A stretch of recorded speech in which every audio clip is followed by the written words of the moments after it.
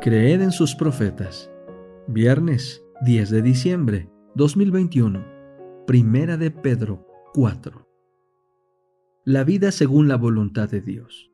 Puesto que Cristo ha padecido en la carne, ármense también ustedes con la misma actitud, porque el que ha padecido en la carne ha roto con el pecado, para vivir el tiempo que le queda en la carne, no en las pasiones de los hombres, sino en la voluntad de Dios. Porque ya es suficiente el haber hecho en el tiempo pasado los deseos de los gentiles, habiendo andado en sensualidad, en bajas pasiones, en borracheras, en orgías, en banquetes y en abominables idolatrías. A ellos les parece cosa extraña que ustedes ya no corran con ellos en el mismo desenfreno de disolución, y por eso los ultrajan. Ellos darán cuenta a quien ha de juzgar a los vivos y a los muertos. Porque por esto ha sido anunciado el Evangelio aún a los muertos, para que sean juzgados en la carne como los hombres, pero vivan en espíritu según Dios. El fin de todas las cosas se ha acercado. Sean pues prudentes y sobrios en la oración. Sobre todo, tengan entre ustedes un ferviente amor, porque el amor cubre una multitud de pecados. Hospédense los unos a los otros sin murmuraciones. Cada uno ponga al servicio de los demás el don que ha recibido, como buenos administradores de la multiforme gracia de Dios. Si alguien habla, hable conforme a las palabras de Dios. Si alguien presta servicio, sirva conforme al poder que Dios le da, para que en todas las cosas Dios sea glorificado por medio de Jesucristo, a quien pertenecen la gloria y el dominio por los siglos de los siglos. Amén. Glorificando a Dios en el sufrimiento. Amados, no se sorprendan por el fuego que arde entre ustedes, para ponerlos a prueba como si se les aconteciera cosa extraña.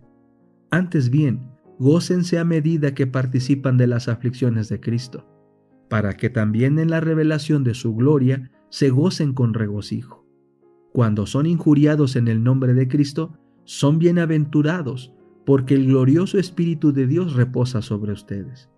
Así que, ninguno de ustedes padezca como homicida, o ladrón, o malhechor, o por entrometerse en asuntos ajenos. Pero si alguno padece como cristiano, no se avergüence, más bien glorifique a Dios en este nombre. Porque es tiempo de que el juicio comience por la casa de Dios. Y si primero comienza por nosotros, ¿cómo será el fin de aquellos que no obedecen al Evangelio de Dios? Y si el justo con dificultad se salva, ¿en qué irá a parar el impío y pecador? Por eso, los que sufren según la voluntad de Dios, que encomienden su vida al fiel Creador, haciendo el bien. El verdadero reavivamiento. Capítulo 5. El equilibrio entre la fe y las obras. ¿Una fe que no hace nada? Se promete el perdón de los pecados al que se arrepiente y cree. La corona de vida será el galardón del que es fiel hasta el fin. Podemos crecer en la gracia desarrollándonos por medio de la gracia que ya tenemos. Debemos mantenernos sin mancha del mundo si hemos de ser hallados sin culpa en el día de Dios. La fe y las obras van de la mano. Actúan armoniosamente en la empresa de alcanzar la victoria. Las obras sin fe son muertas y la fe sin obras es muerta. Las obras jamás van a salvarnos. Son los méritos de Cristo los que contarán en nuestro favor. Mediante la fe en Él, Cristo hará que todos nuestros imperfectos esfuerzos sean aceptables para Dios. La fe que se requiere que tengamos no es una fe de no hacer nada. Fe salvadora es la que obra por amor y purifica el alma.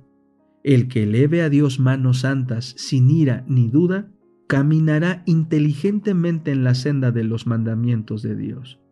Si hemos de hallar perdón por nuestros pecados, primero debemos tener conciencia de lo que es el pecado, para que podamos arrepentirnos y producir frutos dignos de arrepentimiento. Debemos tener un fundamento sólido para nuestra fe.